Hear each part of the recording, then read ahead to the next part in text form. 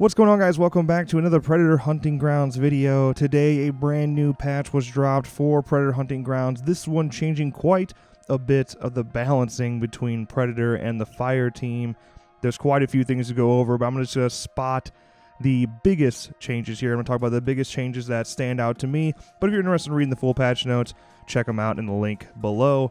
But let's talk about just general changes. Reduced amount of Veritanium received when obtaining a duplicate item from opening a field locker. Reduced boar health and run speed, and players will now be kicked from the match if they are inactive for over 2 minutes. So just a few really good changes here in my opinion. The reduced Veritanium received when obtaining a duplicate item, that will stop from having to roll 100 field lockers in a row and just keep attaining more and more Veritanium.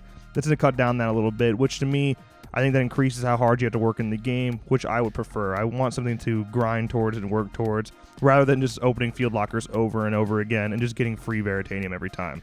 The reduced boar health and run speed, of course, is great for both Predator and Fire team. Fire team members that are trying to stop and kill them, they're not just spazzing out all over the place, alright? So now it should be pretty much a one-shot kill, and they're not freaking out and panicking. So that should be pretty nice, again, on both ends there for Predator and Fire team. And of course, players being kicked from the match, they're inactive. It was getting extremely frustrating getting Fireteam members, random Fireteam members that are just not doing anything and just standing there and getting free XP over it. So that was annoying. I'm glad that you're getting kicked now after 2 minutes. That seems very fair to me. As for map and missions, reduced amount of medical stations and ammo crates in each map, and reduced amount of AI spawned on missions and defense points. So AI should be less of an issue, at least initially in certain areas. And of course, the medical stations and ammo crates in each map should allow for Predator to kind of get ahead of everybody and not allow them to heal over and over again. To me, that seems like fair. It's more challenging as a Fire team member. As somebody who is mainly playing Fire team, I enjoy that change. Just a little bit more of a challenge, and that seems more fair, especially for medical stations. You know, it was really easy to heal up without ever using your syringes or your teammates' medical kits. As for overall Fire team changes, increased amount of time to wait for reinforcements to spawn after radio has been activated, can no longer toggle sprinting while mid-jump, increased stamina required to parry. Parrying without enough stamina will now cause you to enter an exhausted state, and then as well as jumping without enough stamina will now cause you to enter an exhausted state. Fixed an issue where jumping did not cost any stamina, and fixed an issue where the Fire team fall damage was not calculating correctly. So some major changes here. For one, the reinforcements, you now have to stand guard around that radio longer to wait for people to respawn. That seems fair to me. It was roughly 15 seconds. Now, probably jumping right around 30 seconds. That seems pretty fair to me. I mean, you're bringing back an entire team. That seems all right. As for the increased stamina required to parry, this is kind of what I was hoping for with the parry change. Parry is very crucial. You need that to avoid having a Predator just melee the unholy shit out of you and your whole team. But you were at the point, especially because it stuns the Predator, you could literally do it 3 or 4 times in a row without using any of your stamina, really. So now that's no longer the case. You should be in an exhausted state or use more stamina. That should decrease the parrying issues that we're seeing and become more balanced across Fire team and Predator. I like that a lot. As for weapon changes for Fire team, the 2XL has reduced close range damage. The ABRZ also has reduced close range damage. The D34D removed impact grenade firing mode and reduced explosion timer on timed grenades. That's a pretty big nerf there. The RP103 fixed an issue where the RP103 would receive ammo too early in its reload animation. Big change there. That was pretty overpowered because you could just reload unbelievably quickly and constantly be firing at the Predator. And then the 7EN, reduced firing rate and reduced close range damage. That, of course, was a sniper rifle, probably the most overpowered weapon for the Fire team, taking a bit of a decrease there. That seems very fair to me. As for Fireteam Gear, reduce the amount of medical kits and ammo bags you can carry down to 2 from 3, increase gear weight cost of medical kits and ammo bags, reduce grenade inner damage radius, and increase grenade damage fall-off speed. So not only will you be carrying less medical kits and ammo bags if you run them, but it'll also be causing you to use more gear weight, in which case you won't be able to run specific items with it. That's a big change that almost might be pushing it too far in terms of this Fire team nerf, but we'll see how that plays out.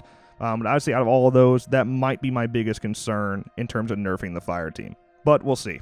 As for the Predator, increased Predator damage resistance to knives, reduce the amount of damage that the Predator receives from taking headshot damage. Leap Slam now causes nearby Fireteam members to experience a blinding effect. Second Wind now causes nearby Fireteam members to experience a blinding effect. Increase health gain from feasting on boars. Boars will now show up during target isolation. Made changes to the visuals of target isolation markers. So I think all of these are great changes, okay? As for increased Predator damage resistance to knives, that one's huge. For me, I know when I was playing Fireteam, which like I said, that's pretty much what I mained, I would just use my knife because it did way more damage than everything else, which it should do more damage. But the fact that you can just straight up melee a Predator down and they can't stop you, especially because you're parrying them as well, that was a really rough combo. So I'm glad that changed a little bit. The Leap Slam is also a great change in my mind. You know, when you Leap Slam, you're kind of stuck and can't fight back for a few seconds, so the Fireteam would absolutely demolish you. So now that they're blinded for a little bit while you come down in that Leap Slam, ideally, that'll stop you from dying if you ever decide to use that Leap Slam. A good team really would drop you that quickly. Also, the same thing for Second Wind. The Second Wind, the fact that it blinds them, that gives them an opportunity to get away, gives the Predator an opportunity to get away in Second Wind and try to heal up before they die. Chasing down Predator has become very, very common here in this game, so now that should give the Predator an advantage in that situation. And the one that really stands out to me there is boars will now show up during target isolation. That's great. Boars can be really tough to find, especially because they were so fast. So now that they're a little bit slower and you can find them target isolation, that should give you an extreme advantage down as Predator to not rely on your health syringes to get through a game. Classes have also seen some adjustments. As for the Hunter and Jungle Hunter 87, fixed an issue where the Jungle Hunter 87 class now have the same stats as the Hunter class. That was just a bug. I'm glad they fixed it. Increased damage resistance to all Fireteam firearms other than the shotgun. As for Scout, increased damage resistance to all Fireteam firearms other than the shotgun as well, and increased gear weight limit. That one is really big to me. You were pretty much stuck. If you're running health syringes, that's all you could run on Scout. I would like to be able to run bear traps with her as well, so hopefully now you can do that. That's a good change in my eyes. As for weapons, all the Predator weapons, a combo stick, reduced melee swing damage, and reduced melee swing speed. Net gun, increased firing rate. Net gun can no longer be shot out of the air. Plasma caster, increased damage to uncharged plasma caster shots, reduced damage at maximum charge to prevent downing a full health Fireteam member. Smart disc, fix an issue that causes Smart Disc UI to stay on screen if the Predator is damaged when controlling the Smart Disc.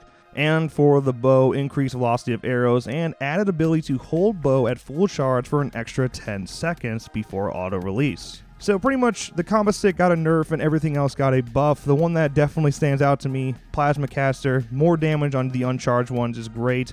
And of course, I think reduced damage at the maximum charge is a really good idea. You know, you were able, if you could hit them directly, you could down a Fireteam in one shot. And that seemed a little too overpowered, but the uncharged ones seemed underpowered. So that was a good adjustment. And the bow, the ability to hold it for an extra 10 seconds before it automatically shoots is great. That might be the change that the bow needed. And now it may be a much, much better weapon, hopefully giving you an advantage now at long range. These are all changes that I'm extremely satisfied with. I can't really complain too much here. Of course, you won't really know until you get to play with those changes and see how much it changes gameplay. But these to me seem like great balance changes. It should be more exciting for Fireteam. It should be more exciting for Predator. And that's all I can really ask for in that situation. I'm really excited to dive in and play it and see if that's just the case. And of course, I got to shout out to Alphonic here because they're listening. They're listening to what people are saying, and they're making changes that we as fans wanted to see. So we'll see how it goes. We'll test it out, and hopefully this is just the patch Predator Hunting Grounds needed. But hey, that's my thoughts. Let me know yours in the comments below. That's going to wrap up today's video. If you enjoyed, make sure you drop a like and subscribe to our channel for more videos like this one. And of course, as always, thank you guys so much for watching. And I'll see you next time.